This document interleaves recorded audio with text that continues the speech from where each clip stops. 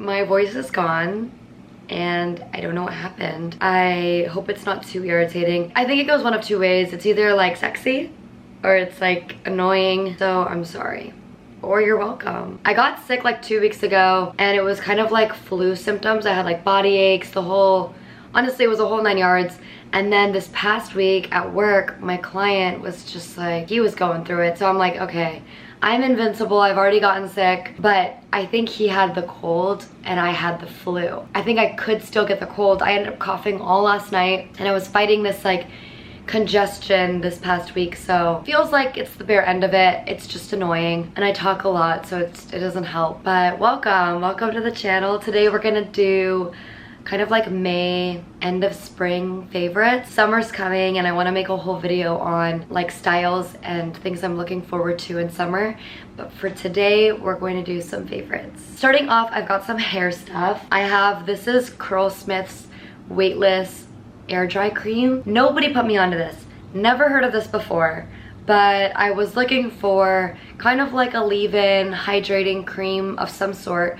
And I just Googled some like good ones from Ulta, and this one came up and it ended up being one of my favorite curl creams ever. I don't even think it's a curl cream, it's just a leave-in conditioner, but this smells like best smell ever smelled in my life. I think it's papaya. The thing is, it doesn't stay, the smell isn't like gonna stay in your hair like a hair perfume, but when you put it in, it smells so good. It's like a creamy papaya smell. It hydrates my hair. It gave me like the best waves I've ever had. I used this and then I also used the Not Your Mother's like curl mousse. I scrunched it in my hair, did the prayer hands method, and then used a diffuser on my hair on cold. And I did the technique where you scrunch it up when it's off and then you turn it on and then you let it dry for like 30 seconds, turn it off and then release. The results were immaculate. Like, best results I've ever had doing my own wavy hair routine. Another favorite of mine that I've been loving, I'm pretty sure I've talked to you guys about this before, but this is the Pharmacy Honey Halo. This is my third time repurchasing this. Third time. Purchased this the first time, loved it, like immediate, fell in love. Second time repurchased it, and then before I purchased it again, I went through this hiatus where like, I was like, okay, do I really need to spend $50 on this freaking moisturizer? Like, it hurts to spend money on this. I switched back to one that my husband was using, and then I used my Alpine one that I liked for a bit, and my face was just angry. Like, I get these, I don't really break out with like pimples, but around my jaw, I don't know if it's the keratosis pilaris, I don't know what it is, but it's like tiny little bumps. I noticed that when my face is not hydrated properly, that happens. It like has a flare up and they almost look pink. And I'll also get them on my arms too, but on my face, it's just a texture thing. This has totally calmed it down. This and when I was using a retinol, was it a retinol or a retinoid? I forgot, but it was the Sunday Riley's like evening. That helped with the texture, but this was also like a holy grail for the texture. When I went the 3 weeks without this, my face went back to how it used to look, so I just bit the bullet and repurchased it. I love the way it smells. It smells like honey.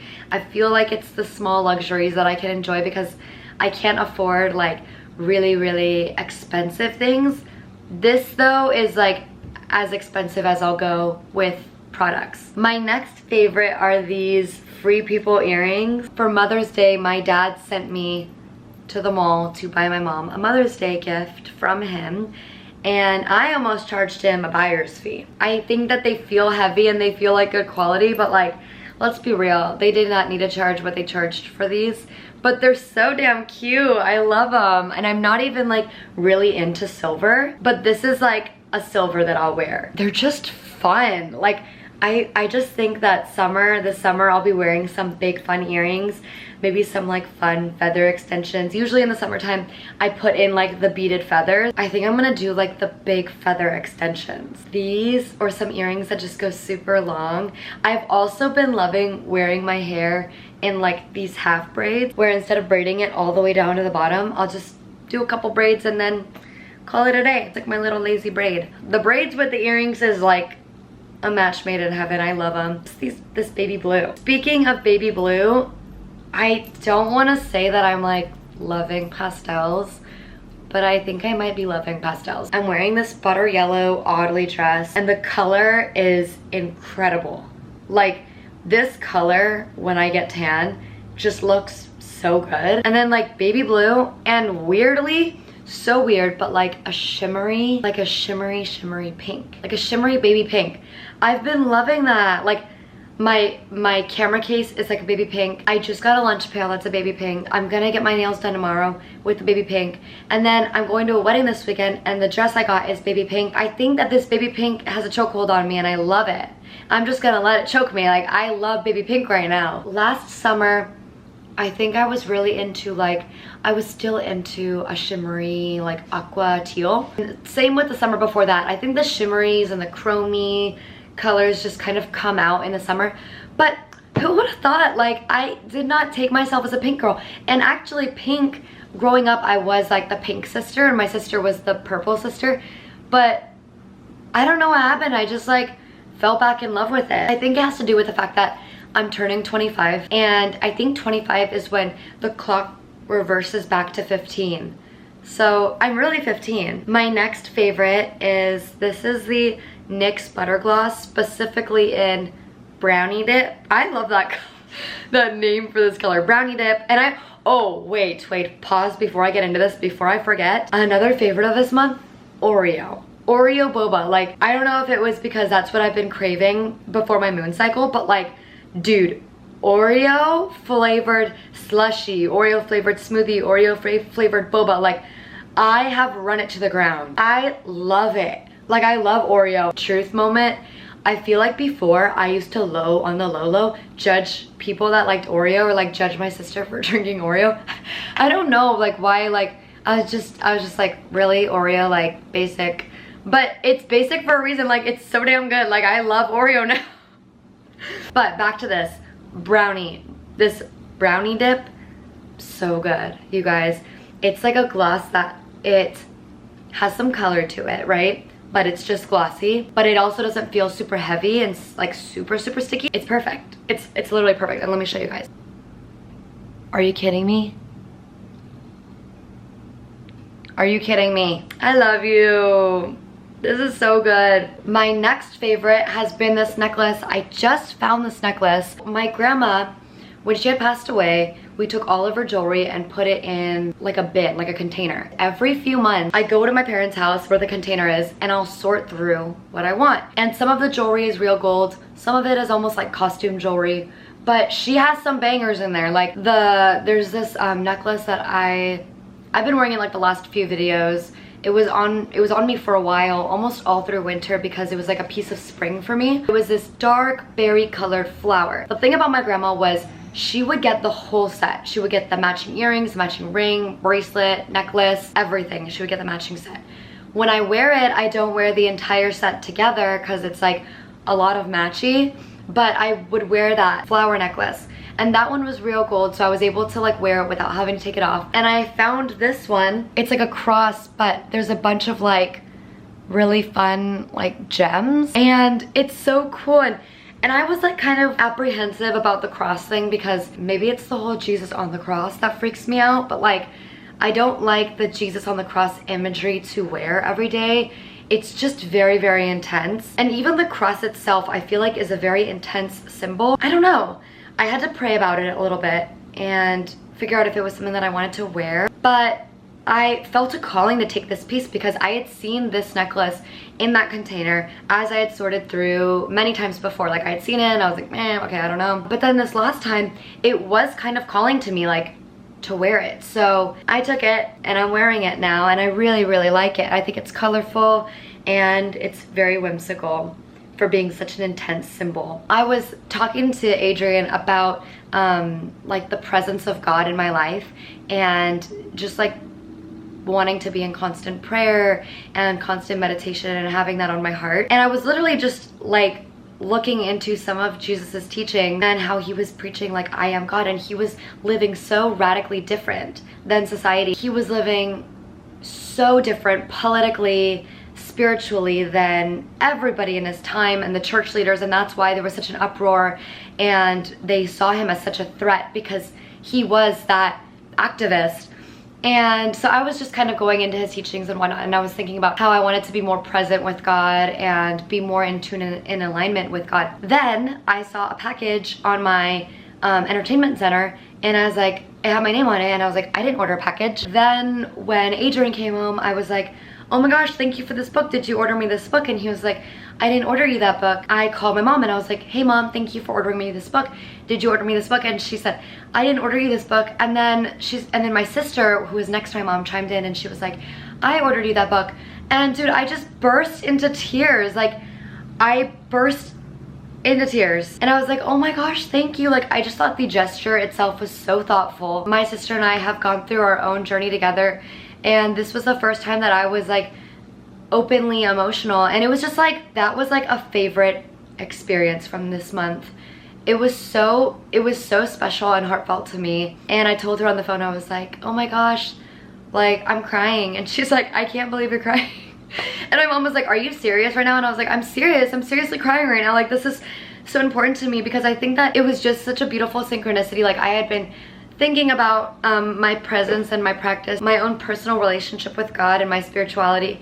And then my sister just randomly got me this book, and I thought it was beautiful. So anyways, that was another favorite of mine, was that gesture from my sister. Not even the book itself. The book has already been, I've read like half of it and it's good, but like the gesture from my sister was just meant so much to me. My next favorite, this combo, this deadly sexy combo. I have this Free People, it's kind of like, some would say it's a shirt. I call it a dress because it can pass as a dress. You just wear it with some cute little shorts underneath, or I've even worn it with like some flare jeans. Kind of like a tight knit, I don't know, shirt thing.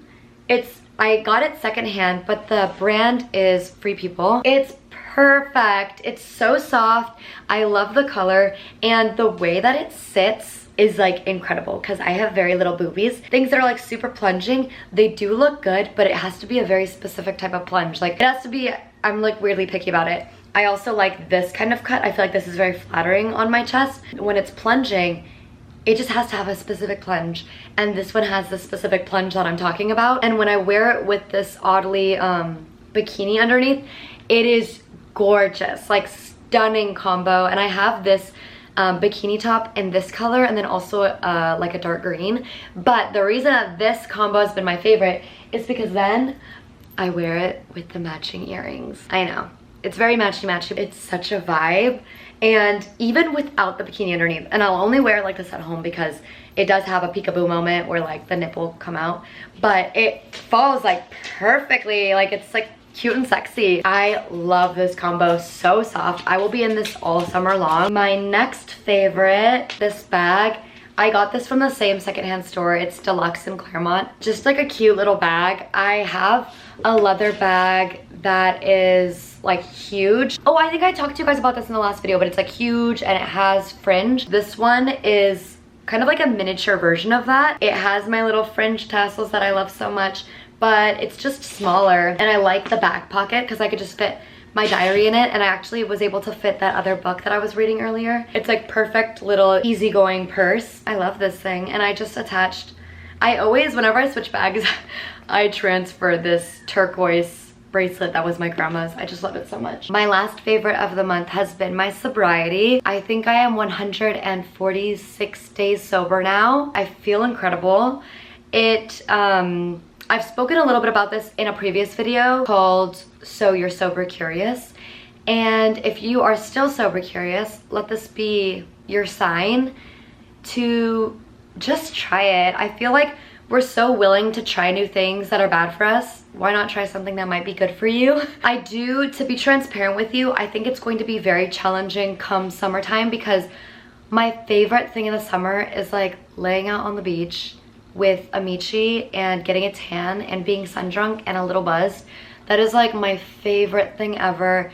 Or those like canned cocktails and just like bringing that to the beach and getting a little lit. Since I have been on this super random sober journey, I want to stay true to that, and I feel like this has been so good for me. And whenever I feel like that urge to drink, I just remind myself that like, I don't think you want to drink. I think you want a release of control for a moment, and that comes with its own burden post freedom. Like, you have that little burst of like, okay, I'm drunkies for a while and I get to enjoy this, but afterwards, it never felt like it was fully worth it for me.